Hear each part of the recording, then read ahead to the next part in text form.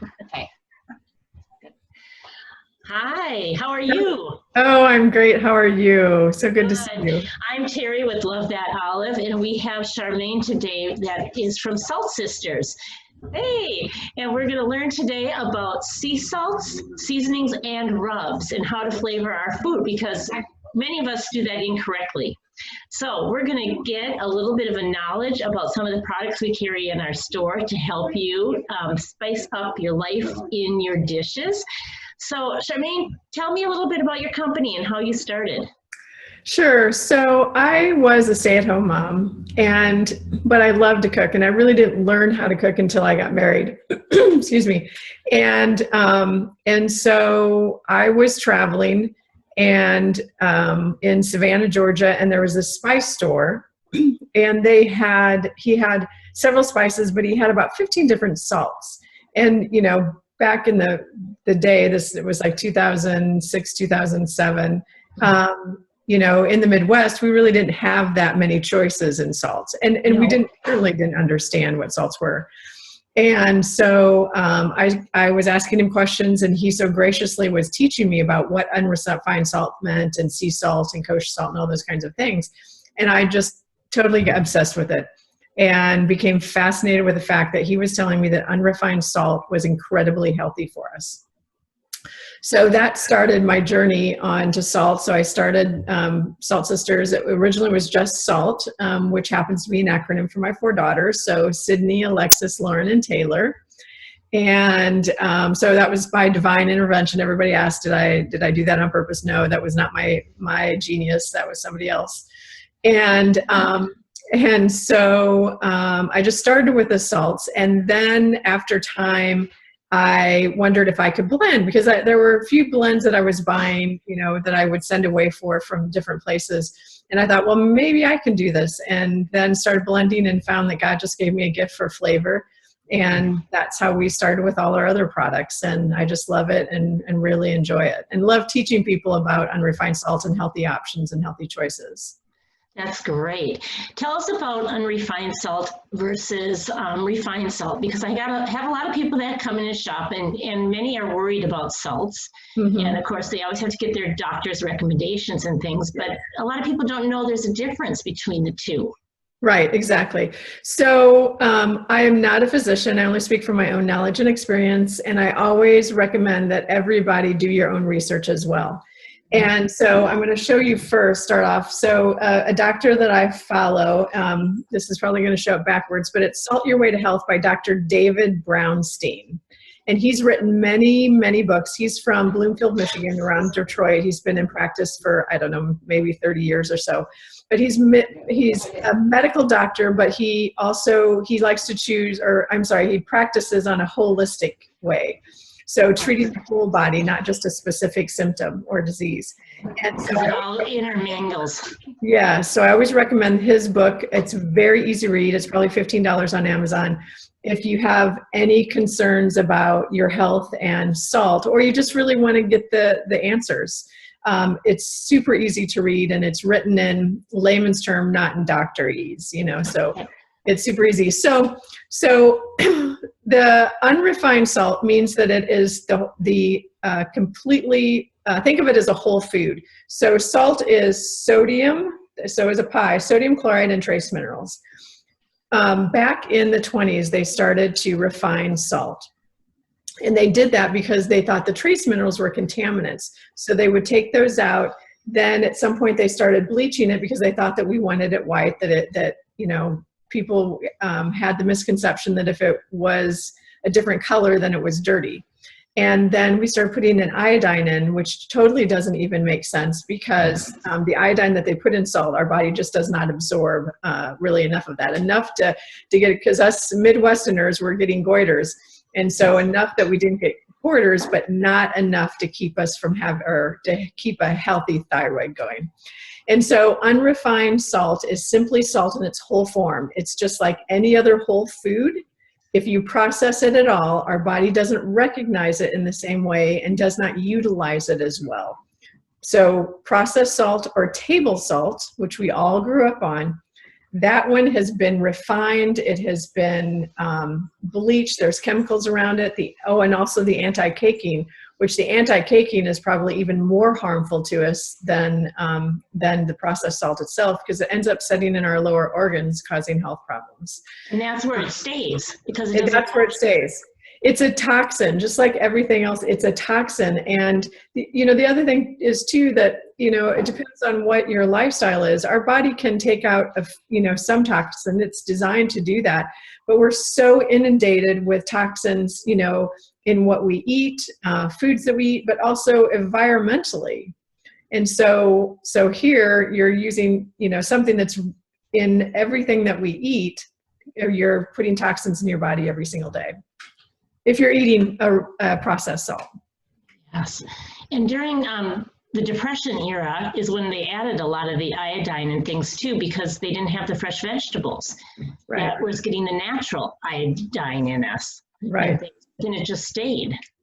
Right, exactly. And in that study, they studied many different foods that the general population would eat. And an example, one was bread and one was salt. And so in bread, they found that our bodies absorbs about 90% of that iodine. In salt, it's only about 10%. So I'm not sure why they picked salt. It doesn't really make sense. I recommend that everybody consider supplementing your diet with an iodine source. And so I like a sea plant source. That's the healthiest and the best for us. So I simply take an iodine pill every single day. Now with the unrefined salt, that's what a lot of our sea salts and many things are. And tell us about where they come from and how they are processed to get to us. Sure, absolutely. So, and let me back up and just to add to that iodine. So people will ask me, is there iodine in unrefined salt? And so, yes, there is in many of them. Whether or not it's enough to keep us healthy disease, probably not. So it's always best. So salts come from all over the world, many different places. So salt are coming from either the oceans or the seas, or they're coming from the earth. And so anything like the pink Himalayan, which is so hugely popular, the pink Himalayan, we label it as a mineral salt, simply meaning it's being mined from the earth. It is a sea salt because it was deposited in the Himalayan mountains region 1 million years ago during the Jurassic Age as seawater, and then, water evaporated and the mountains formed and all that kind of good stuff. And so neither source is better than the other. Okay. What's most important is how it's harvested and if it's coming from a clean source. So technically, let me back up here just a little bit. Every salt is a sea salt because it all came from the sea at one point in time. So sea salt is a kind of a word that's overused because we know that for the last several years, sea salt has been a buzzword in marketing. Yes. People think that if it says sea salt on it, then it must be healthy for me. And what you need to know is, again, how it's harvested. Is it harvested from a clean source? Is it sustainably harvested? So are they taking care of the environment and the people who live there? Because a lot of these are coming from like third world, country areas. Mm-hmm. And is it clean? Did I say that? Clean, how it's harvested, and are they environmentally, responsible in their harvesting? Okay. Yeah.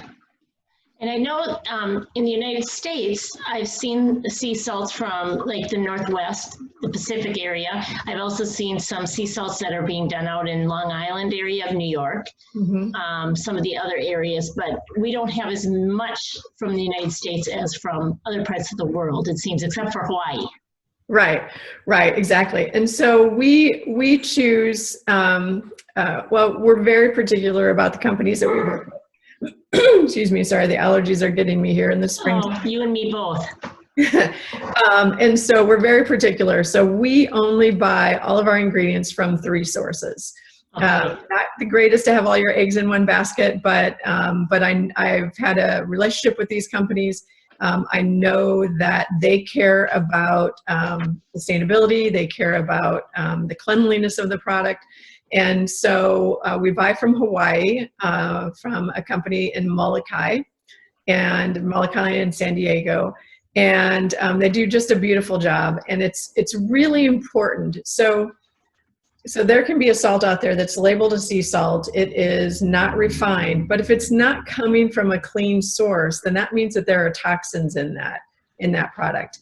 And it's really important to know who you're buying salt from. So we buy it from this company. They go out around Hawaii in very deep waters. And also it's important that the company have testing and, they are checking their product and checking where they're harvesting. And with our other company that we're buying from, they're buying company or salt from all over the world. And so they have relationships with those people in those countries and those manufacturers or those harvesters, so that that they know that it's being handled properly. That's great. I love that in ours, the sea salt's a lot like our olive oil and balsamics. We do the same thing. We have very few sources that we use from, and we know who they are and have the relationships built up. And I love that you have that, because that makes a big difference on what you're offering. And right, exactly. You're talking about salts that sometimes may not be as clean as others, and we've talked about the coloring of them or how they look. And what are you looking for if I'm holding some of the salt in my hand or in a pack? Well, so the easiest one, excuse me, or the most popular one is the pink Himalayan. Yeah. So pink Himalayan, it should be from a almost clear to a dark pink. And whenever you pick up a bag or a container of pink Himalayan, you want it to be a nice variegated color. You don't want it to be leaning on too light or too dark. And if you see any sort of sediment in the container, then that's a dirty product. The thing is that pink Himalayan is harvested in Pakistan. And so unfortunately, there are many companies there that are, because pink Himalayan has become so popular and they know Americans want it, that they are just harvesting, but unfortunately they are not harvesting a clean product or harvesting it and cleaning it in the proper ways. Now, since we're talking about pink Himalayan, people ask me, is pink Himalayan the best? I've heard the pink Himalayan is the healthiest salt for us. Mm-hmm. I think pink Himalayan is very healthy for you when you've got a clean product. It has 80 or 90, what is it? Oh, Lord. Now my brain's going blank, but I think it's 83 different trace minerals in it. Mm-hmm. It's high in trace minerals, which is great. Also, pink Himalayan has a different crystalline structure than any other salt. And so there are many different health benefits that are associated with pink Himalayan. You can research the internet and find all those things out. So I do think it's a good salt. And they are doing a lot of new testing and research on it also. Yes, and that's awesome. So I do think it's a good salt. Do I think it's the best? Not necessarily. What I tell people is that I just want you to have a clean, unrefined salt in your kitchen and use that and stop using processed salt. Mm-hmm. That's better than using a processed salt. I mean, I would rather that you pick one that you like and use that. Or you love the flavor of it. Yeah, exactly. They do all taste like salt. There is different flavors in salt. There's different flavors in salt. So like we have some salts where there's just one natural flavor that's added to them. And the salts themselves will taste differently if you just put it on your palate and taste it. In food, some things you can taste. Like if you have a smoked salt, then clearly you're able to taste that. And also a smoked salt needs to be smoked in a cold smoking method. It should not ever be smoked with direct heat, because then the trace minerals start spinning off. So, okay. There's things like that to know. Again, know who you're buying your salt from. Exactly. And I've noticed when I'm using a sea salt, I don't have to use quite as much because it has a strong flavor, which cuts down the amount of salt I use in a recipe, but yet it still brings out the flavor. Right, exactly. So salt has two jobs. One, it is healthy for us. We need it every single day, and we can get into that later. And then two, it's to marry all the flavors together in a dish. And so unrefined salt, that's true salt. Processed salt, in my mind, is not real salt. Yeah. And so you have that, you have exactly what you need, and you can use about half of what you're used to in a dish because it will do its job. We're just used to the processed salt, which actually anesthetizes our tongue. So we're not tasting it in the right way. It's not, on our palate. And so we're needing more of that salt. Also, then our body isn't getting what it needs, that it craves, our body craves what it needs. I was just going to ask you about the craves, because sometimes mine will crave salt. Yep, so you're craving more salt. One of the reasons can be if you're eating processed salt, your body is not recognizing the same way, and it's asking for that healthy salt. Okay. So if you are craving, does that mean you're in need of it? Well, yes, it could be. It also could mean that you're, hormonal. But yes, but our body does. Yeah, I'm kind of addicted to Himalayan. Yeah. I can tell when I've had enough salt, when my body, and I drink a lot of fluids, but when my body is telling me I need more water, then I know that I've hit that right amount of salt. Okay. Yeah. Now, when you have talked to me before in the past that salt is a necessity for our body, like water is. Right, exactly. So there's three elements in the world that we need to live every single day. We need air, we need water, and we need salt. So it's ludicrous to me to think that even in this day and age that people are being told to reduce or eliminate salt. And what we need to do is eliminate processed salt. I mean, we're all still going to get a little bit of it because we eat that chip, or we go out to a restaurant or something like that, or we go over to a friend's house. Totally fine. But in your own home, most of the time, use an unrefined salt. We're going to get it, but you need to get most of it coming from the unrefined salt. And so our body needs it for our brains, our nervous system, our digestive system. Our cells can't talk to each other without that salt. So it's crucial. It helps to balance out our fluid levels, in our body. So we need it for various reasons, and we don't need a lot, but your body will tell you what you need. And I'm going to add a fourth. We need olive oil every day too. Absolutely, without question. The polyphenols, incredibly healthy for you, and the balsamics. Exactly. I'll just sip the balsamics, like if my tummy is a little upset or something like that. Yep. Yeah. It's amazing that way. It is. So now, when you're putting salt into your ingredients, let's say you had a recipe that you made something without salt versus salt. What's going to be your difference in your profiles? Good question. The one without salt is going to be totally flat. Okay. It is not, you're not going to have that enhanced flavor. It's going to taste flat. That's why you need, like in a baked good, you have to have that teaspoon of salt.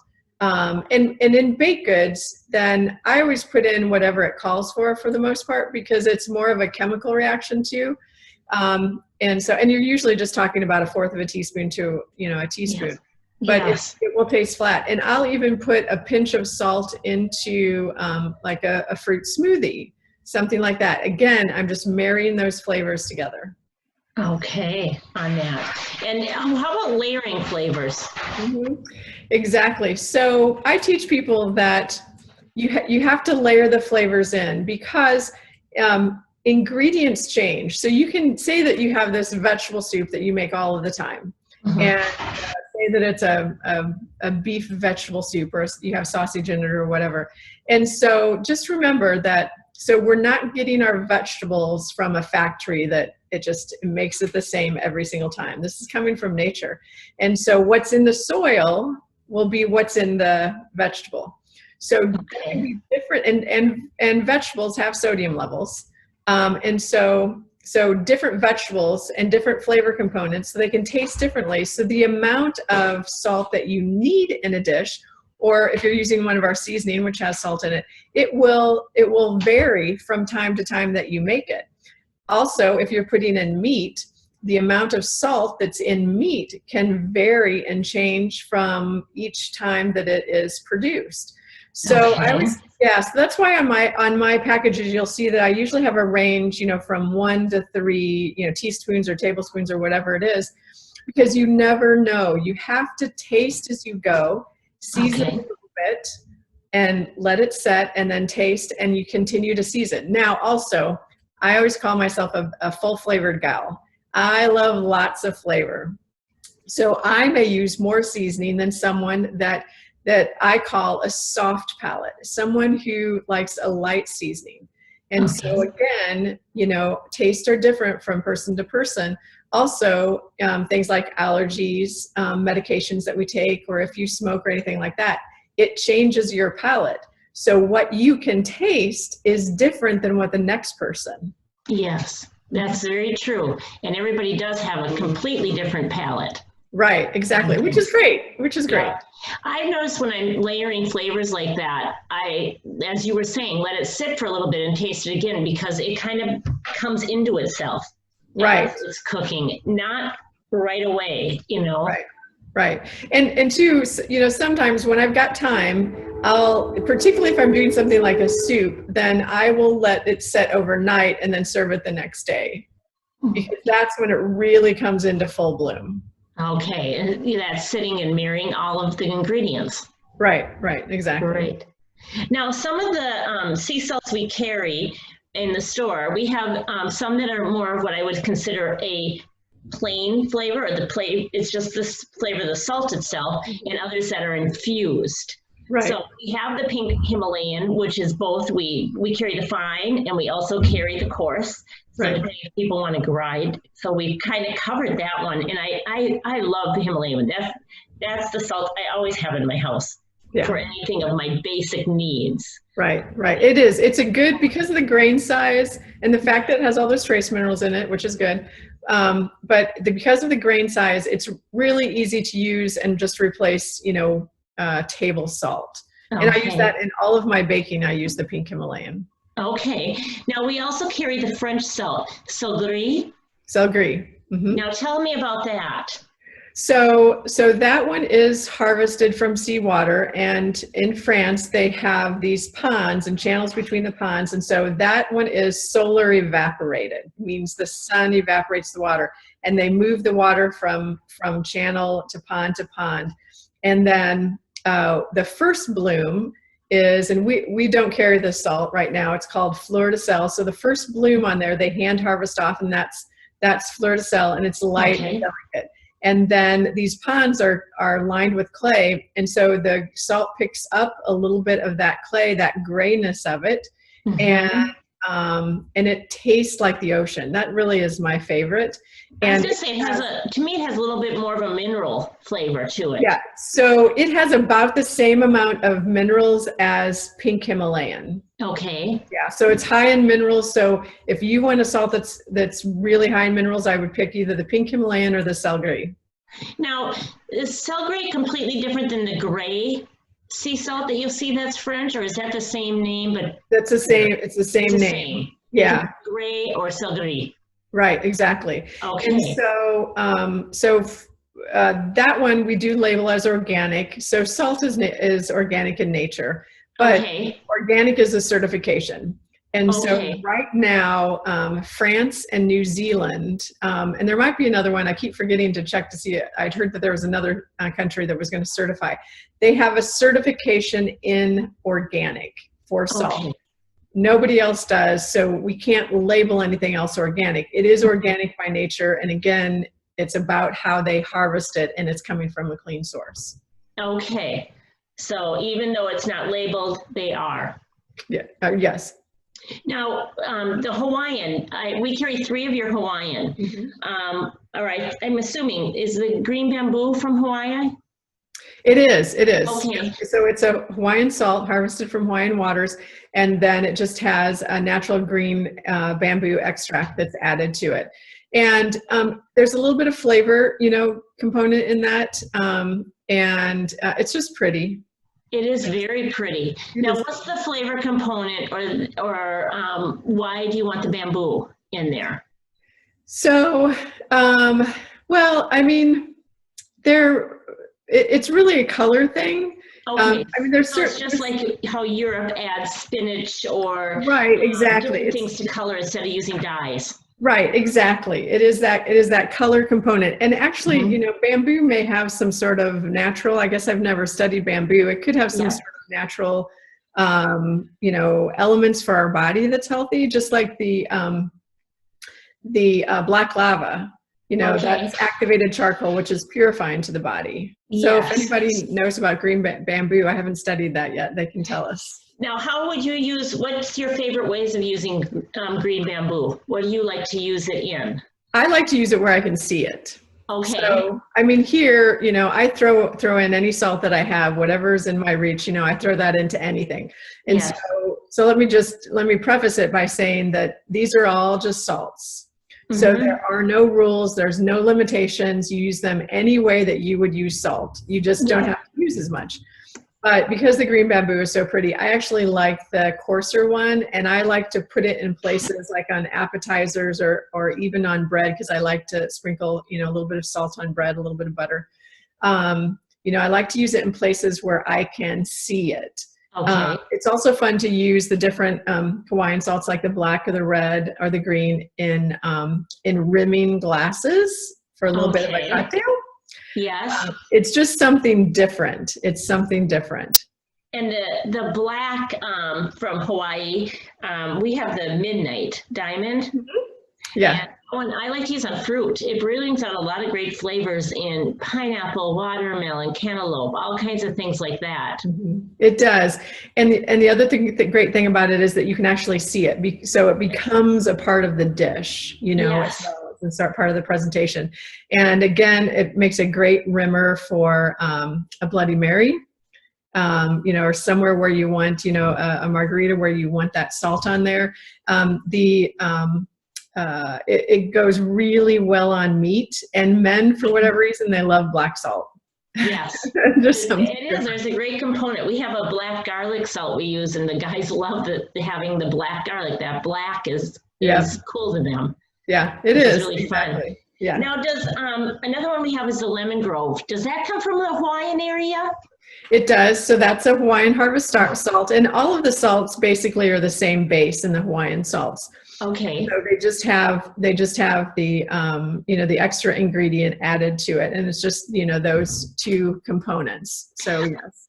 I have to tell you, since we talked about this in another class we did with you, the lemon grove has become one of my favorites. I cannot believe the amount of lemon flavor in that. Yeah. It's so incredibly bright.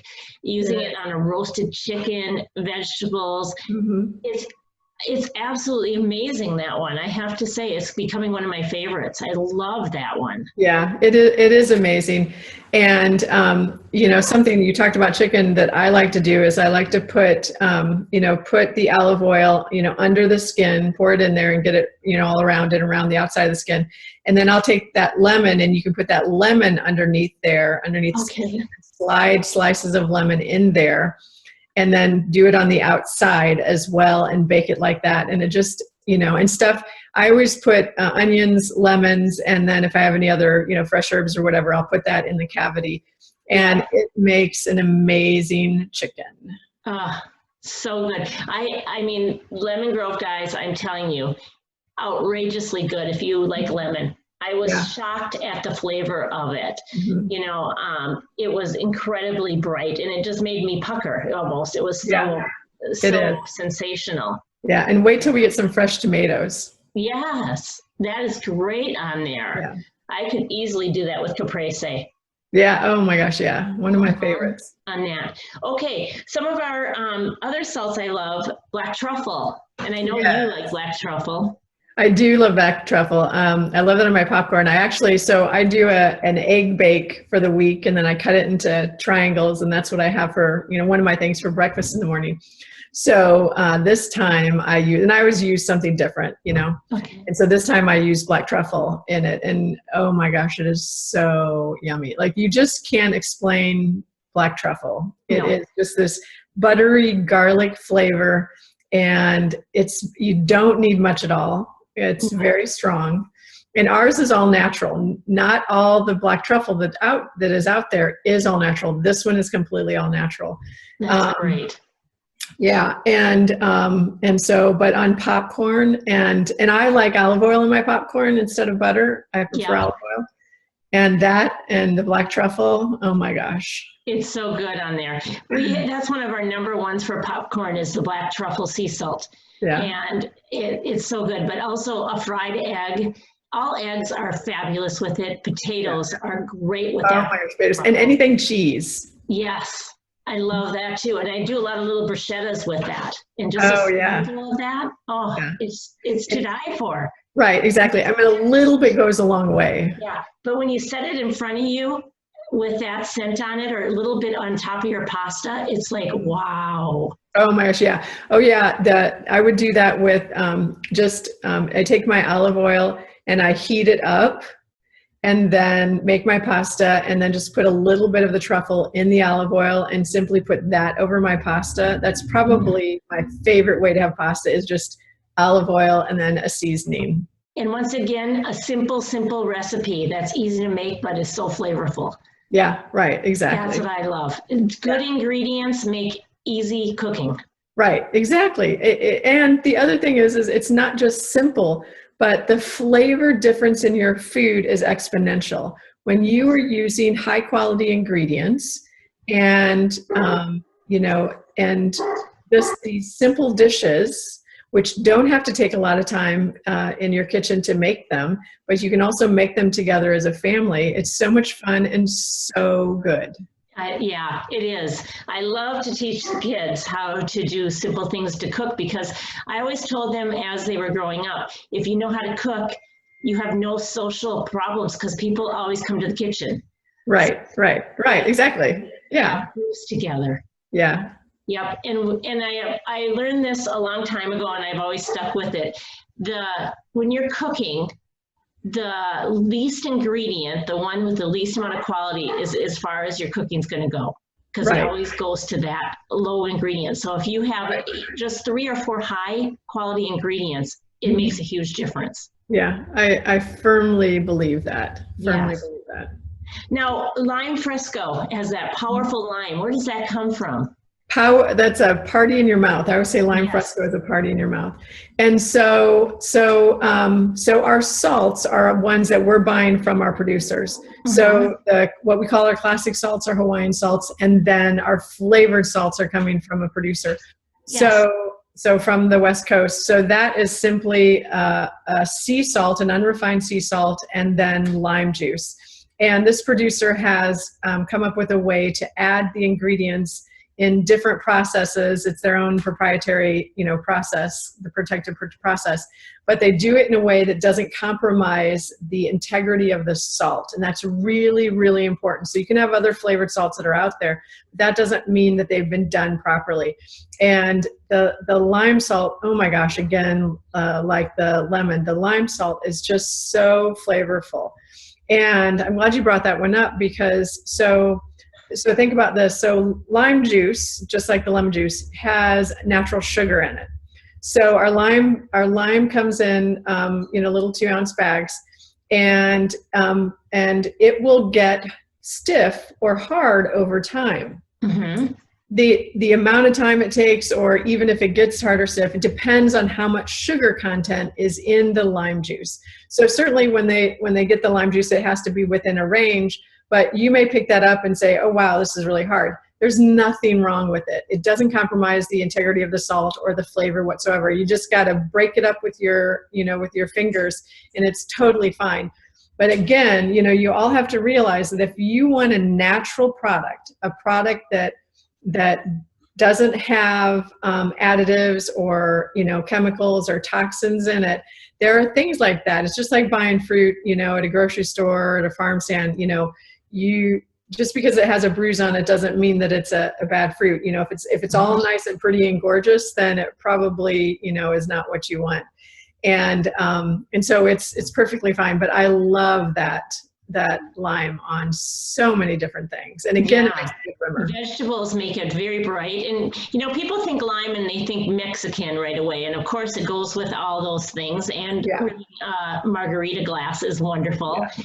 But it can be with so many other things that works. Even potatoes, roasted potatoes are great with a little bit of that lime on it. Or green beans, fresh from the garden this year. Yes.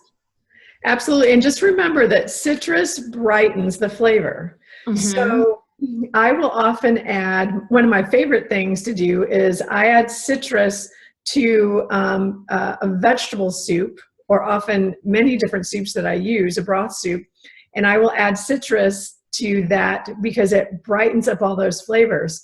So you can use the lime salt in something like a vegetable soup, which you wouldn't even think of.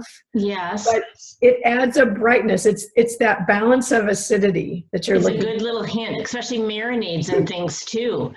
Yeah. You always add a little of that acidic lime or lemon too, and you can do it with the salts easily. Yeah. And you can take one of the, do an olive oil and a balsamic together and put a little bit of that lime in there and just dip bread in it. Oh, yum.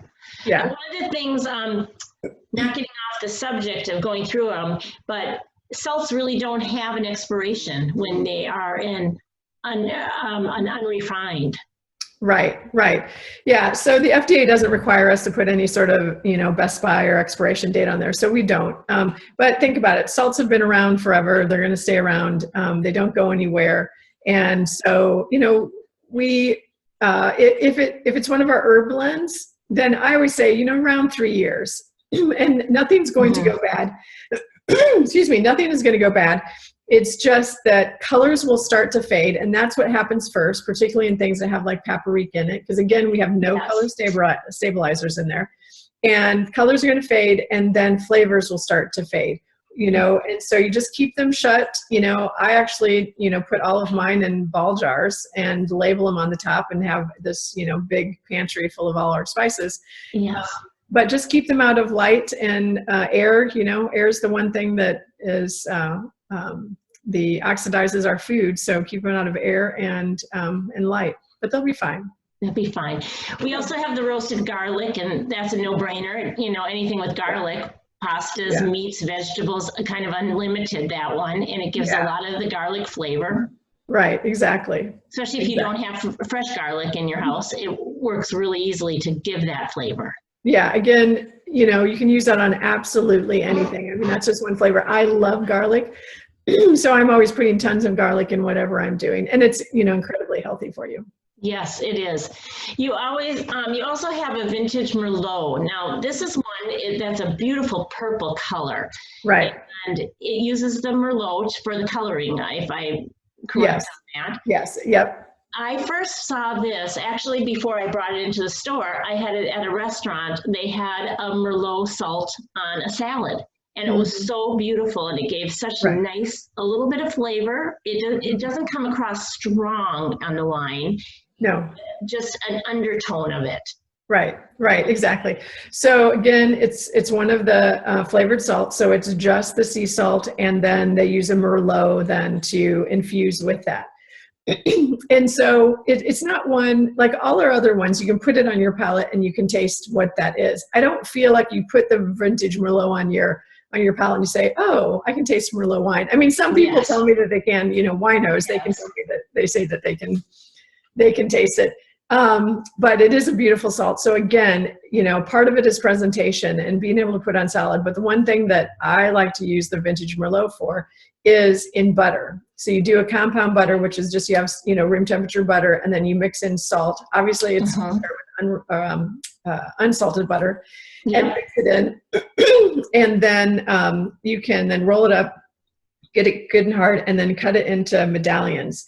And you can use that for bread. It's wonderful for bread, but it's really good as a you take a steak off the grill and then you put one of those pads of butter on the top of it, and it's beautiful. And then I had a customer who swears by using vintage Merlot in their French onion soup. Okay. And and just says that is just the best. So I would think that I haven't tried it, but I would think anything, kind of beef based, if you've got a dish, even like I was saying, if you got some sort of vegetable dish or doing some sort of roast or something like that, I would try the vintage Merlot. I also like it on Brussels sprouts. Oh, yeah. Roasting. They're really, it's pretty, and it gives a nice flavor on there. Yeah, exactly. Love roasted Brussels sprouts. We have two heated ones. Now, one is a habanero heat and one is ghost pepper. Yes. So for those people who like heat, these have heat. And so habanero is, I'm not going to remember the Scoville scale, but obviously ghost pepper. Ghost pepper used to be the hottest pepper, that was created. And now they've created, I think we've got 2 more levels now. So they are very hot, and just a little bit goes a long way, and so, anywhere that you want to add heat, even on popcorn. Now, I've had customers who tell me they just take that ghost pepper and they use it as a crudité with their vegetables. Like they create a crudité plate and then dip their vegetables into that. Okay. But yeah, so if you're doing, say that you're doing some sort of Mexican dish and you want to add just a little bit of heat into it, but you don't want to have, say, chunks of jalapeno, or if you're doing a guacamole, you can add just a little bit of that and you can create that heat. Things like green beans, it doesn't take much, but where you're sauteing them and then put a little bit of that in, and the liquid from the green beans is going to melt that salt, and so you're going to have that flavor that's going over, all of the green beans. All of it. We also have the sriracha I forgot about. So we do have 3 heats, and that's not quite as hot as the ghost pepper. Is it hotter or less than habanero? I think it's less than habanero. Okay. Yeah, it is. It's less.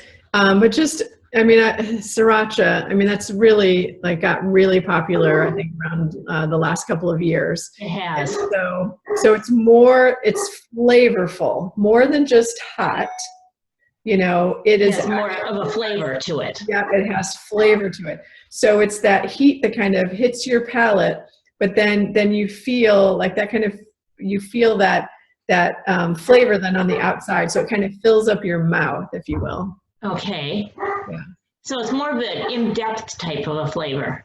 Right. Exactly. And I tell you, I like spicy, but I don't like super hot. So sriracha, that's kind of my level. And I don't think there's anything that I have not tried putting it on. I've put it on hamburgers. I've put it in just, stir-fried vegetables. I've roasted vegetables with it. I will. So I like to sometimes roast vegetables and then dip them into a sauce. And so I will take mayonnaise and use our sriracha salt and just mix that into the mayonnaise and create a dipping sauce that way. Oh, nice. That'd be nice on a burger too, though. Oh my gosh. Yeah. Anything's good on a burger. Now I know this one is one of your favorite salts. It's the applewood. Oh my gosh. Salt. Yes, I love smoked salts. I love smoke and natural smoke, not like that liquid smoke that you get. Yes. Like salt or smoke. And so literally, the smoked salts, they add a depth of flavor that you don't get anywhere else. Okay. So again, I will put it on any kind of meat that I'm cooking. I put it in anything potato, anything cheese. I'll put it in soups for just a depth of flavor that you don't necessarily think, that's smoky, but there's something there that you're not sure of. And what I've told you before, my favorite way to use it is in chocolate chip cookies. Yes. Yes. Oh my gosh. I replace the salt with the smoked salt, and then I sprinkle it on top before I bake them. And oh my word, it is just delicious. Oh, we have a recipe that people can find that's chocolate chips, and then they use the Heath Bar bits in it, and we Oh, use orange olive oil or the butter olive oil. Yeah. That smoked salt would be fantastic on top of that. Oh my gosh, yeah. Yeah. And I have to say, I love the butter olive oil. Yes. I love the butter olive oil. It works well. What about the smoke-in brownies? Do you think that would work? Oh, definitely. Yeah, absolutely. Because we actually, I don't think it's on any of our, I don't think it's on the Dragon's Breath. So Dragon's Breath rub. Yes, we have that also. I was going to ask about that one. Yep. So we have a brownie recipe that actually one of our customers had created, and I kind of tweaked it a little bit, and we use that in there. So Dragon's Breath has paprika in it. It has smoked applewood pepper in it, and so anything chocolate and with that smoky flavor is delicious. It just adds a whole new dimension. Does the Dragon's Breath have a really a really hot heat to it, or is it medium? Yeah, it's really weird. So it's really this weird thing where, like, I'll tell people, say, well, it's hot, but it's one of those things. Like, if you take it and you just put it on your palate, then you're putting it directly on your palate. You get more of it, like, right away.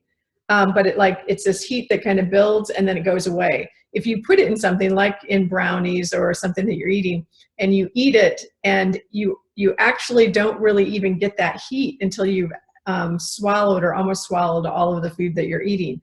It's just this beautiful bloom of this heat, but then it goes away. So it's not like, you don't feel like your lips are going to fall off heat. Okay. Yes. Yeah. Yes. It's an after effect, but it slows down quickly. It does slow down quickly. Yeah. And it's just this beautiful smoky heat flavor. Now we also have one that is a lemon rosemary garlic salt. Yeah. When you open this, the scent is amazing to it. Yeah, it is. So that's in the infused salt. So that's the one in the jars, which are right behind me here. And it's the most popular in the infused salts. And I think because rosemary is such a popular scent, and so with the infused salts, I wanted to create something different. So we have the flavored salts, but then these infused salts, we do those in-house. And it is a base of an unrefined sea salt. And then all I'm doing is I'm adding the different herbs or spices in there to infuse and perfume that salt. Okay. So none of the flavors are really overwhelming, but they just add this beautiful aroma and this beautiful just blend of herbs that really you can use on anything. Again, that's one of our top sellers at our store. People really enjoy that one. Yeah, and I think grilling season. Yes, exactly. And I think that's just that rosemary flavor is so popular, and then putting it in with the garlic. And honestly, you'll find garlic in just about everything that I do, because garlic enhances everything else. Everything else. And what I like about it is that rosemary can tend to get, if you use it, it can get overpowering of other spices, but this does not. This gives it that softness to it. Right, exactly. Yeah, rosemary is one of those things, when you grow it, you have like this plant, just like you have so much of it, but you really only need to use a little bit of it. So I think, with that one, I got it right, the balance in it, that it gives you enough of that aroma, that perfume of the rosemary, but does not overwhelm for anybody. And it's also really good with lamb. Oh, nice. Yeah. Another one you and I have talked about is the orange ginger garlic. And I said, the ginger, to me, I pick up heat from it. You don't pick up heat, and that shows the differences in palates and things. But the orange with that little bit of ginger is such an interesting flavor. I really love that. It is. And I think the orange throws some people off a little bit, but I love that because it's just so bright. And my favorite way is to throw it in, a salad, because I always salt my salads. Always. Yeah, I do too. Yeah. Huge difference. Oh my gosh. A My huge husband difference. taught me that. That's a New York trick. Good man. Good man. Yeah. So I salt my salads and then I don't even mix my oils and vinegars together. I just pick an olive Drizzle it oil on and then a top. balsamic. Yeah. And put it on top and that, I'm good to go. And so I really love it on fresh vegetables. And that's really what I use a lot. But honestly, I will throw it on chicken. I've done it on, roasted radishes. Roasted radish. I love to roast radishes. They go from being that kind of little pungent, just a little bit of heat in there, and they get these beautiful mellow flavor that is absolutely gorgeous. And now that's something I've never done. I'm going to have to try that. Oh my gosh. I love it. I started doing that for the girls years and years ago when they were still at home. And it's just a surprising, beautiful flavor. I like to use it on salmon and shrimp. Are Yes. two of my favorite I do it with. Yeah, any citrus and any seafood always go together. Another one in those jars that we have is the chili lime. Mm-hmm. So my son-in-law is Latino, and he would always bring to our house, the little chili lime, that you can get in a bottle, because he used it on, they particularly like to really use it on fruit and stuff. And so I decided I'm going to make him a chili lime. And so that's what it's fashioned after. And, very popular, putting it on fruit in the Latino culture. And, but honestly, if I'm going to do any kind of Mexican, I will throw that in there. Just to give a little enhancement of flavors. Right. Exactly. You can throw it into your tacos. You can throw it in to, any kind of meat and grilling, and just where you want that citrusy and just a little bit of heat. Now, the butcher's blend, that's a great one, for all the meats, grilling season, marinating, sauteing, roasting veggies even with it. Yeah, I cannot tell you enough about Butcher's Blend. If you like smoke and you have not tried Butcher's Blend, go buy Butcher's Blend. I'm really proud of that one because it is so incredibly good. And again, so I'm a red meat eater, and that's really what I designed it for. Now I put it on everything. I did pork, and I had it on pork the other day as well.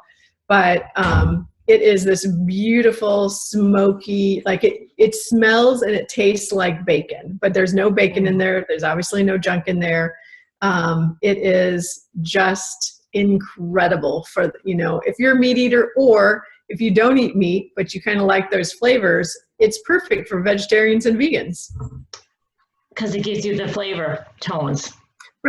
Right, exactly. It helps you, I don't know if you want to feel like you're eating meat, or someone, or there's a lot of people that are not eating as much meat anymore, but you kind of want that flavor, because you have that craving of that flavor. And so you can add this to it and you'll get it. You'll get satisfied. Now we have a couple seasonings and rubs and things that you also do your own blends in. One of them is the everyday seasoning. Mm-hmm. That, all around seasoning. Yeah, that's just a really good one. So that one's actually fashioned after kind of like similar to like a Lowry's, to replace kind of a Lowry's. Only this is a clean product and just has that good balance of flavors that some people just like something that you can use on anything. Okay, how about the Florida Sunrise? Is it? Yeah, it's Florida Citrus Sunrise. Sunrise. Exactly. Yeah. And so that one, again, that one's another one that's a party in your mouth. That is full of citrus. It is a bright, you feel like you've got sunshine going on. Is it multiple citrus flavors? There are. So in that one, let me think, we've got, what do we have? We have orange, grapefruit, and lemon, I think, are the ones that are in those. Okay. And so we have one that I've always used for guacamole, but this one is really, really good in guacamole. And the other thing that I like it for is just a touch of like on fruit, just a little bit. I was just going to say a fruit salad, even with like strawberries, blueberries, and things on greens, would be wonderful. Oh my gosh, yeah. And I love balsamics on fruit as well. So mixing those two together. Yes. We have a And peach that we put on watermelon all the time, and this would be great with that. yeah, absolutely. Absolutely. So, I mean, again, you can use it any way that you want to, but really, you know, seafood, it completely enhances seafood. So if you're doing shrimp or scallops or anything like that, there's tons of citrus in there. So you got to like citrus to like this one, but it really brings out that bright flavor. Now, another one that you told me is one of your favorite, and there's a little story behind it, is garlicky wild mushroom. Mushrooms, yeah, exactly. So when I designed that, I originally called it porcini poultry. Porcini poultry, you know, because it has tons of porcini, you know, mushrooms, the powder, you know, ground to powder in it. And so it just didn't sell that well for us. And when my daughter, my youngest, was working for us, she came to me and she's like, Mom, you need to discontinue this. It is not selling. And I said, no, I said, it's too good. I'm not marketing it in the right way. I said, I'm going to change the name. And she's like, that is not going to work.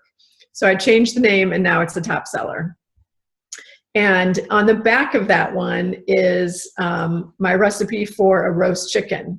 And it has bacon on the top of it, and it's so easy to do, and it's so delicious. Oh my gosh, it's so amazing. And you can use, that's another one, you know, using a good olive oil on that. And then just, you know, I put the seasoning and the olive oil underneath and then put it on the inside, and it's delicious. Oh, that one I discovered since you were telling me about that. Yeah. And that has been really fun to work with. I like it on pork tenderloin. Oh, yeah. Cutting up the medallions afterwards with a little bit of the bourbon olive oil with it. Bourbon balsamic. It's fantastic.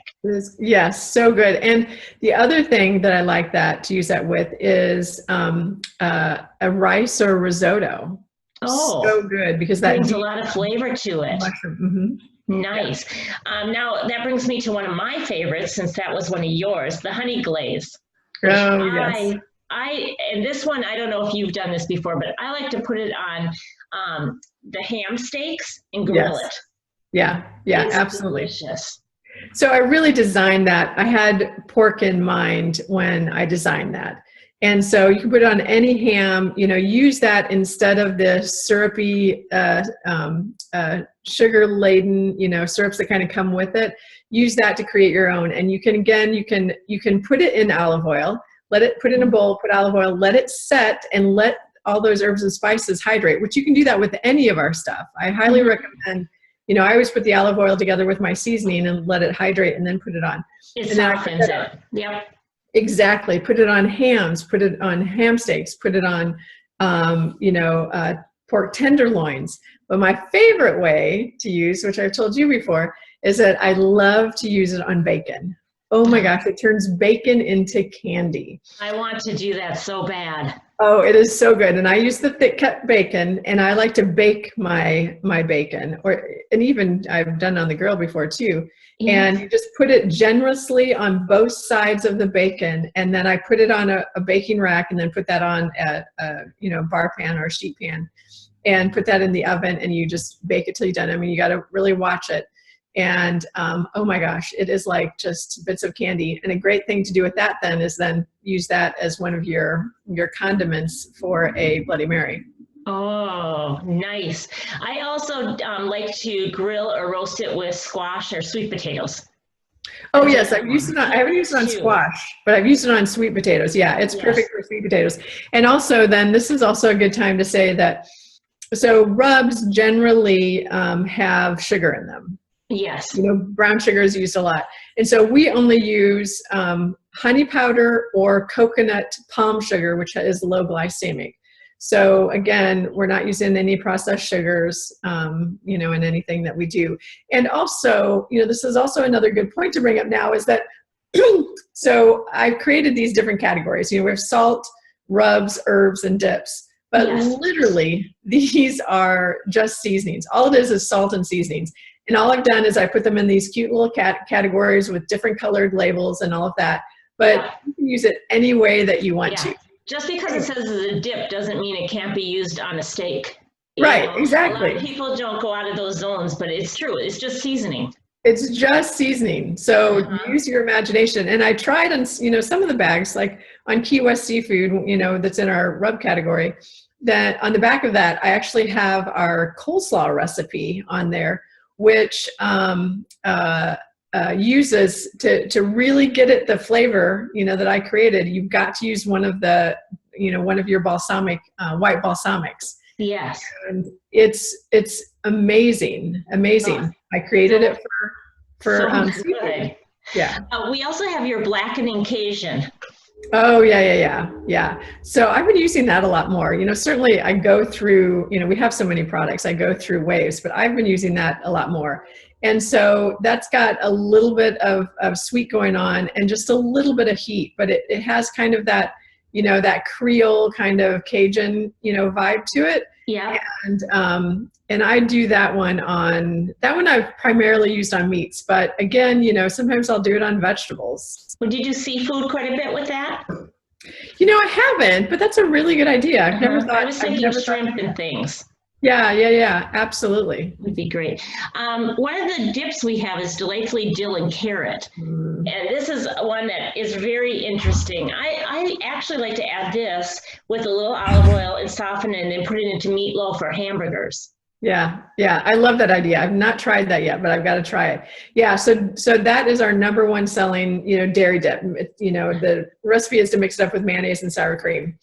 And it has a slightly sweet, the carrots are so sweet that are in there. And so when you hydrate it, it just has this beautiful dilly, but it's on the sweet side. And it is delicious, but I love the idea of hydrating that and putting it in. I think it would really good in a meatloaf. Yes. Excellent. I've done it. It's wonderful. Yeah. I love that idea. What about Taco Tuesday? So Taco Tuesday, which we're renaming that into just Taco Tex-Mex because evidently that's somebody else already has that name. Okay. And so I created that years and years ago to replace, I think I even created it before I even had the business, years ago to replace the taco seasoning that we get in the packet that has MSG in it, and all sorts of ucky stuff. And literally that's the easiest thing to use it for is just whatever you use a taco seasoning for, just use that, replace it. I add a little bit of water or liquid. I use broth a lot for liquids and use that and you can create tacos, whether you're doing hamburger or ground turkey or any of the Mexican cut meats that you can get, carne asada, that kind of things. Yeah. I use that for all of that. And I have a great ground turkey because ground turkey can kind of get boring. So that really adds seasoning to it. Oh my gosh. Yeah. Ground turkey can get very boring. So I do that with a little bit of, often like for ground turkey, I'll use a beef broth because I really want to enhance that flavor because it can be really bland. Oh, that's a great idea. Yeah, exactly. So anything you can even use that one as a dip, like mix it up and do, like we used to do those layered salads, where you chip and dip and you'd have, beans and stuff like that. Use that. If you do vegetarian tacos, use that. I do a black bean taco with corn and vegetables and I use that seasoning. Oh, cool. That's great. And then how about your Charmaine bread dipping? So I would say, how big is my ego that I named something after me? I kept thinking that maybe it was the first one you did too.